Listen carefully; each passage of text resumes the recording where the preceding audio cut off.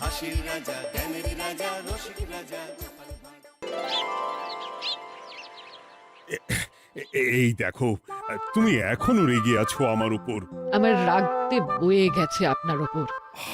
তুমি কিছুতেই বুঝছো না, খরচ বাড়ছে। আয় না বাড়লে চলবে কি করে রাজ্য? বিদেশে আমাকে যেতেই হবে। সব বুঝেছি, সব বুঝেছি। আপনার আমাকে অসহ্য লাগছে, তাই আপনি বিদেশে যাচ্ছেন, তাই তো? তুমি আমায় ভুল বুঝছো। রাজ্য চালাতে অর্থের প্রয়োজন আছে। কেন এতদিন রাজ্য বুঝি চলছিল না? এতদিন যেভাবে চলছিল সেভাবেই চলবে। সময় পাল্টাচ্ছে। এখন শুধু সিংহাসনে বসে থাকলেই চলে না, দেশ বিদেশ ঘুরে দেখতে হবে কিভাবে রাজ্যের উন্নতি হয়, লাভ হয়, সেই নিয়ে নতুন করে ভাবতে হবে। তার মানে আপনি ঠিক করে নিয়েছেন আপনি যাবেন, তাই তো? হ্যাঁ। আর যতদিন আপনি না থাকবেন এখানে কি হবে ভেবে দেখেছেন মহারাজ? কে সামলাবে সব?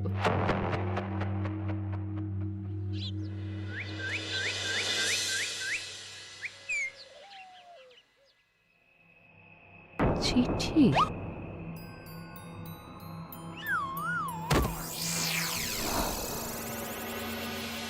আমি অনেক ভেবে দেখলাম, আসলে এসব সিংহাসন, ক্ষমতা, প্রতিপত্তি অর্জন করা আর রক্ষা করার জটিলতার চেয়ে বাকি জীবনটা শান্তির সাথে বনে কাটিয়ে দেওয়াই ভালো। বলছি সবই তো বুঝলাম, কিন্তু এই শান্তিটা কে? মহারাজ সন্ন্যাসী হয়ে গেলেন আর এসব নিয়েও তুমি ভাড়ামি করছো গোপাল?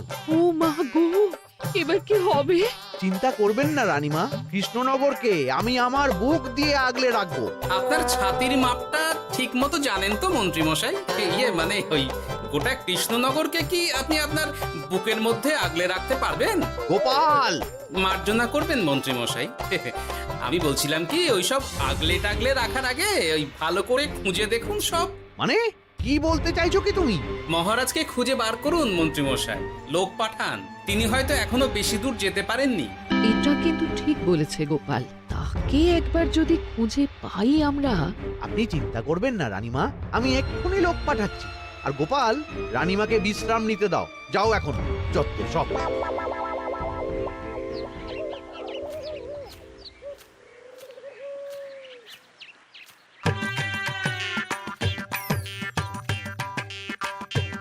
কই গো, গেলে কই? এক ঘুরি জল দাও দেখি। ওই জলই খেতে হবে, শুধু জল। ঘরে এক দানাও চাল নেই। বাজারে না গেলে আজ হরি মটর। রাজ্যে রাজা নেই আর তুমি ঘরে চাল নেই বলে চিল্লামিল্লি করছো, চত্ব সব। ও মা গো, মহারাজ রাজ্যে নেই তো গেলেন কই? বনবাসে। সে কি গো, এবার কি হবে তাহলে? কপালে যা লেখা আছে তাই হবে, আর কি। এই তোমার চাকরিখানা থাকবে তো? না থাকলে বাটি হাতে বেরোবো, চিন্তা কি?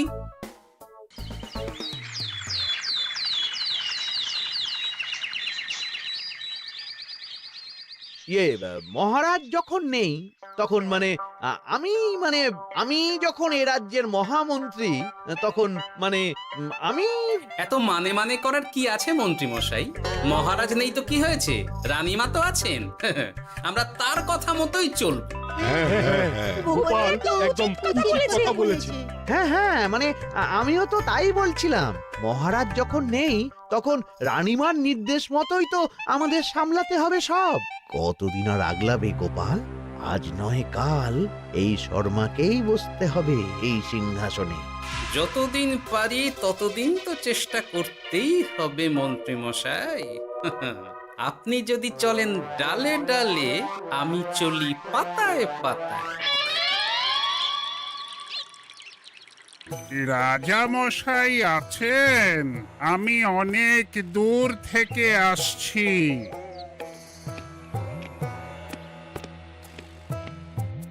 মন্ত্রীমশাই, একজন সাধু এসেছেন রাজামশাইয়ের সঙ্গে দেখা করতে।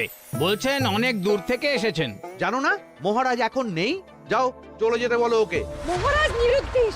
এই মুহূর্তে সত্যিই যদি কোনো প্রাজ্ঞ সাধু বাবা রাজবাড়িতে তার পায়ের ধুলো দেয়, বলা তো যায় না যদি মহারাজের হদিস তিনি দিতে পারেন।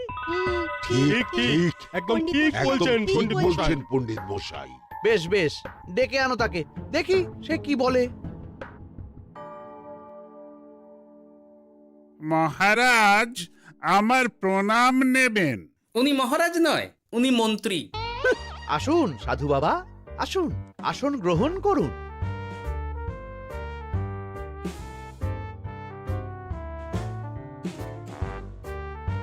এ কি করলেন সাধু বাবা? এটা তো মহারাজের সিংহাসন।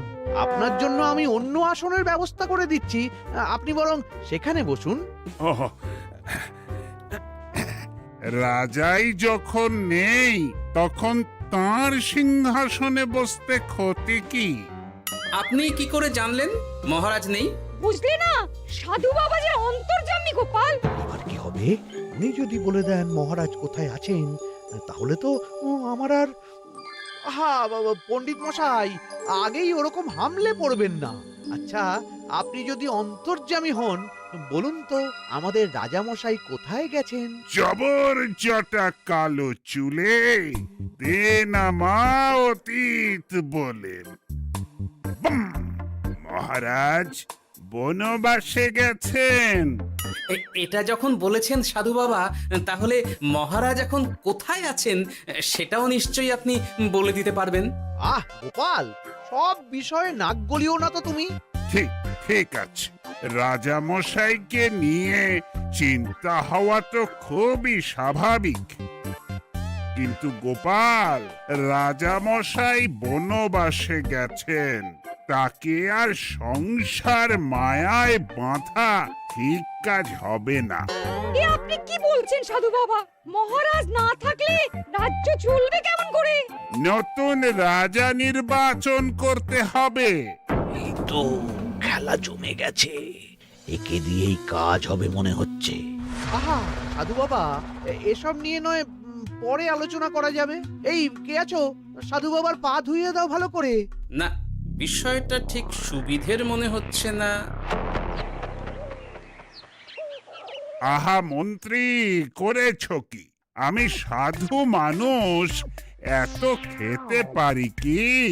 ও বললে হবে না সাধু বাবা, আপনার জন্য নিজে দাঁড়িয়ে থেকে মহারাজের খাস হালুই করকে দিয়ে রাঁধিয়েছি সব। এ দেখুন না একটু, অমৃত অমৃত।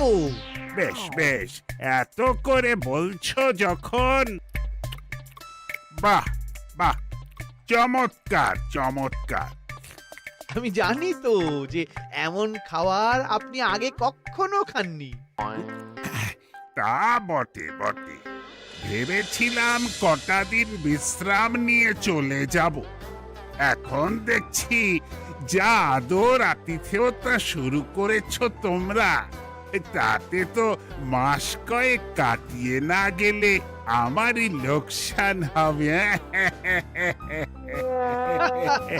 থাকুন না, থাকুন, যতদিন ইচ্ছা থাকুন। আমার ইচ্ছা অনুযায়ী সব চললে তো ওই গোপালের জায়গায় আপনাকেই সবার মহারথী করে রেখে দিতাম চিরকাল। এসব কি বলছো মন্ত্রী? কেন, পরিকল্পনাটা মন্দ নাকি? আমি হব এই রাজ্যের নতুন রাজা, আর আপনি হবেন আমার রাজসভার প্রধান মহারথী। বটে, কাজটা খুব একটা কঠিন না। মহারাজ বনবাসে, আর আপনি নিজেই তো বললেন তাকে ফিরিয়ে আনাও ঠিক হবে না। তাহলে তা বলেছি, কিন্তু বাকি অন্যান্য সভাসদেরা আছে, তারা তো। আরে ছাড়ুন তো ওদের কথা। আকাশে হাত ছড়িয়ে আর একবার মন্ত্র করে নেবেন, বলবেন এই রাজ্যের রাজা হওয়ার ক্ষমতা একমাত্র আমার মধ্যেই আছে, ব্যাস। সবাই মানতে বাধ্য। তারপর আমার একটা হিল্লে হয়ে গেলে আপনারটার ব্যবস্থাও আমি করে দেব, বুঝলেন? বুঝলাম, একেবারে জলের মতো পরিষ্কার। ব্যাস, কালই তাহলে কাজ শুরু করে দিন। বেশি দেরি করে তো লাভ নেই। বলা তো যায় না, মহারাজের যদি রানীমার জন্য মন কেমন করে, রাজ্যে ফিরে আসে, ওসব হওয়ার আগেই সেরে ফেলতে হবে সব কাজ। রাজা হওয়ার খুব তাড়া দেখছি তোমার মন্ত্রী। ওপরে ওঠার ইচ্ছা কার না থাকে বলুন তো সাধু বাবা? আর মাত্র কটা দিনের অপেক্ষা, ব্যাস। তারপরেই এই সিংহাসনের মালিক হব আমি, কৃষ্ণনগরের নতুন রাজা হব আমি। সমস্ত ধন দৌলত থাকবে আমার এই হাতের মুঠোয়। কি অত ভাবছেন মন্ত্রী মশাই একা একা? মানে কি ভাবছি তার কৈফিয়ত তো তোমায় দিতে হবে। হ্যাঁ, হেমা, ছি ছি ছি, আপনি কেন কৈফিয়ত দেবেন? আপনার মুখ দেখলেই তো বোঝা যাচ্ছে যে আপনি কি ভাবছেন। তাই বুঝি? তা বলো দেখি কি ভাবছি আমি। আপনি ভাবছেন ওই কৃষ্ণনগরের সিংহাসনের কথা। শুনে ফেললো নাকি সব? আপনি ভাবছেন আমাদের মহারাজের কথা, তাকে কিভাবে ফিরিয়ে আনা যায় সেই কথা, তাই না? মহারাজকে যে আর ফিরিয়ে আনা যাবে না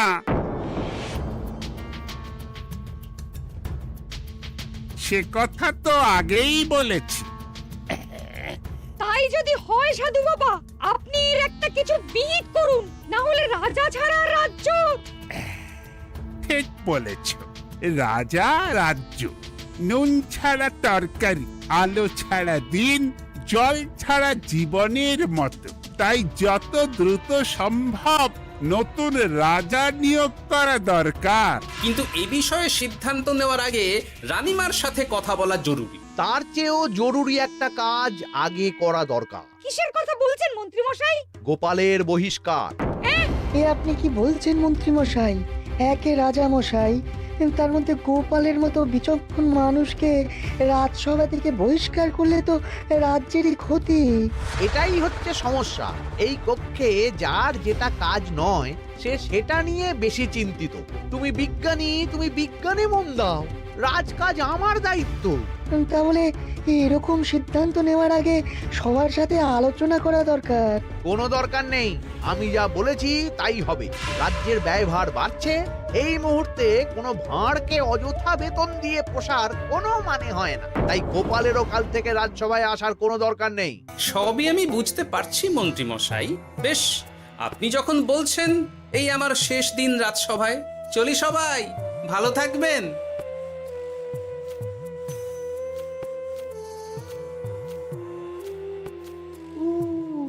এত সহজে যে বেটা মাঠের বাইরে চলে যাবে বুঝতেই পারিনি আগে। এবার আমার আর সিংহাসনের মাঝে নেই কোনো বাধা, নেই কোনো কাটা। তুমি চিন্তা করো না, আমি নিজে মন্ত্রীর সাথে কথা বলবো। না না রানীমা, সেসবের দরকার নেই। মহারাজ ছাড়া রাজবাড়ি শূন্য শূন্য লাগে, আমারও মন লাগছে না এখানে। বেশ, যা ভালো বোঝো তাই করো, তবে ডাকলে এসো কিন্তু। হ্যাঁ রানীমা, নিশ্চয়ই আসবো। এখন আমি চলি। যাক, এই কদিনে মাথাটা খেলানোর সময় পাওয়া যাবে একটু, না হলে কেমন যেন গুলিয়ে যাচ্ছে সব।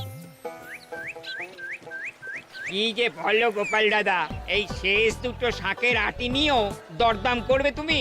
ওরে, আমি বেকার মানুষ, দরদাম না করে উপায় আছে আমার? হ্যাঁ শোনো শোনো শোনো, মহারাজ কৃষ্ণচন্দ্রের অবর্তমানে কৃষ্ণনগরে নতুন রাজা হিসেবে নির্বাচিত হবেন রাজ্যের মহামন্ত্রী।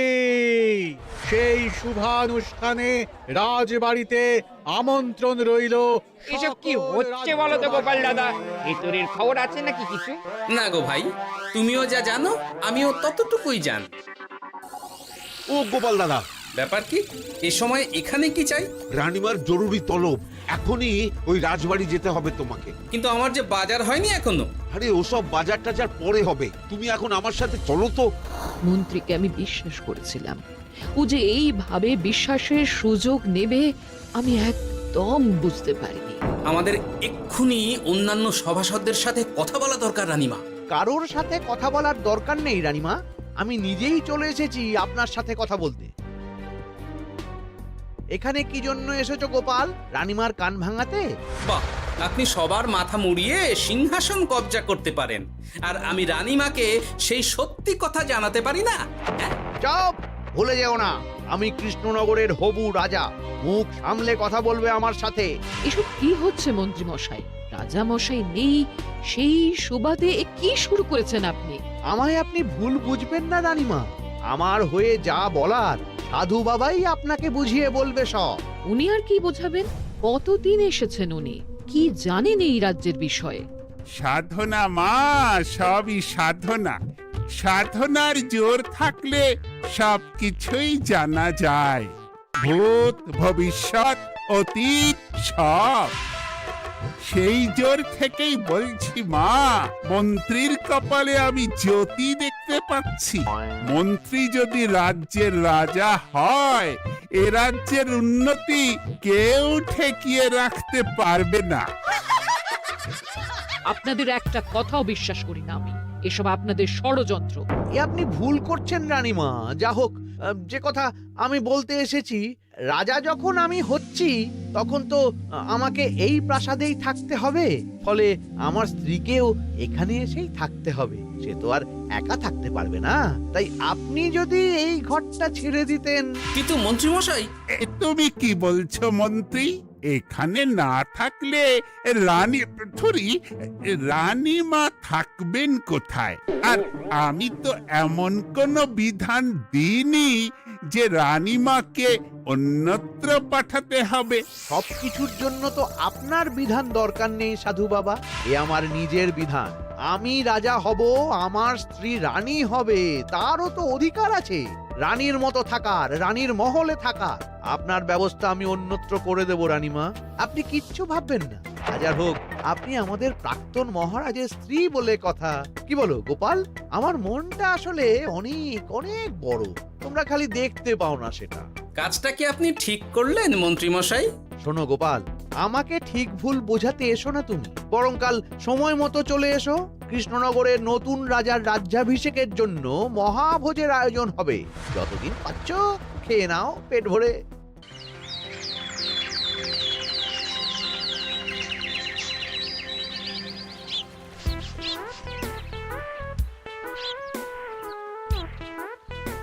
আরে এগুলো আবার কি পরে আছে এখানে? কি এ তো মহারাজের পোশাক, এখানে এসব কি করে এলো? তাহলে কি মহারাজ? না না না, হিসেবটা কেমন যেন ওলট পালট হয়ে যাচ্ছে। সময় তো হয়ে গেল, নতুন মহারাজকে ডাকুন এবার। এসে গেছি, এসে গেছি। আসুন মন্ত্রী মশাই, আসুন। মুকুট নিয়ে দাঁড়িয়ে আছি আপনার মাথায় পরাবো বলে। সাধু বাবা, এবার মহারাজ বলা অভ্যাস করুন। মহারাজ। মহারাজের হদিশ পাওয়া গেছে মন্ত্রীমশাই, মহারাজের হদিশ পাওয়া গেছে। এই কি স্বপ্ন সে কথা? মহারাজের হদিশ পাওয়া গেছে মানে কোথায় মহারাজ? না না, মহারাজ না, মহারাজের পোশাক পরে আছে পুকুরের ধারে। আমার মনে হয় তিনি ওই পুকুরে ডুব দিয়ে নিরুদ্দেশ হয়ে গেছেন। ও তাই বলো? তা বেশ তো, প্রাক্তন রাজার জন্য না হয় কিছুক্ষণ নীরবতা পালন করে নেব আমরা, ব্যাস। এ আপনি কি বলছেন মন্ত্রী মশাই? মহারাজ সত্যি ওই পুকুরে ডুব দিয়েছেন কিনা সেটা তো তলিয়ে দেখা দরকার একবার। সেসব হবে আমি রাজা হওয়ার পর। নিন সাধু বাবা, মুকুট পরান। কিন্তু মন্ত্রীমশাই, আরো একটা দুঃসংবাদ আছে যে। ও আবার কিসের দুঃসংবাদ? মহারাজ যে পুকুরে ডুব দিয়েছেন সেই কথা বলতেই রানীমা অজ্ঞান হয়ে গেছে। তুমি যে কি করো না গোপাল, শুভ সময়ে অশুভ একটা সংবাদ দিয়ে দিলে তো সব বরবাদ করে। এই কে আছো? গ্রেপ্তার করো গোপালকে। তার আগে তোমায় গ্রেপ্তার করা হবে। এত বড় সাহস তোমার? হবু রাজাকে গ্রেপ্তার করার কথা বলো তুমি? আজ তোমার একদিন কি আমার একদিন। কিসের হব রাজা? আমি কৃষ্ণনগরের আসল রাজা। হ্যাঁ, আমি। কি মহারাজ, আপনি? হ্যাঁ, আমি।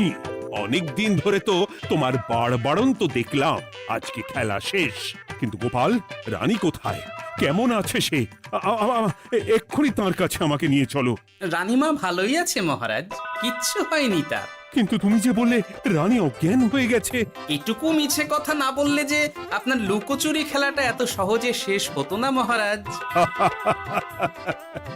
লুকোচুরি বটে, কিন্তু তুমি বুঝলে কি করে এত সব? প্রথম সন্দেহটা হলো যখন রানীমাকে অন্যত্র রাখার কথা বলতেই আপনি বিচলিত হয়ে উঠলেন, তখন।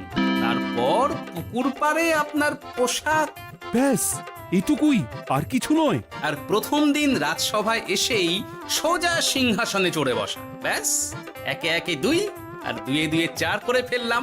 তারপর মনে হলো রানীমার প্রতি টান ফিরিয়ে আনতে পারে আপনাকে আপনার আসল রূপে। তাই এই মিছে কথা। অধমের অপরাধ মার্জনা করবেন মহারাজ। গোপাল, তোমার তুলনা নেই। কিন্তু মহারাজ, আপনি কেন এই ছদ্মবেশ নিয়েছিলেন তার আসল উদ্দেশ্যটা কিন্তু এখনো আমার কাছে পরিষ্কার হয়নি পুরোটা। আসলে আমি পরীক্ষা করছিলাম, বুঝলে? কিসের পরীক্ষা মহারাজ? যে আমার অনুপস্থিতিতে কেই রাজ্য চালাবে তার পরীক্ষা।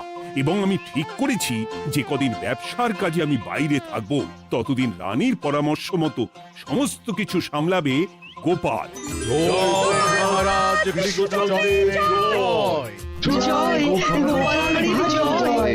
আর আমি মহারাজ? তুমি থাকবে পেয়াদা।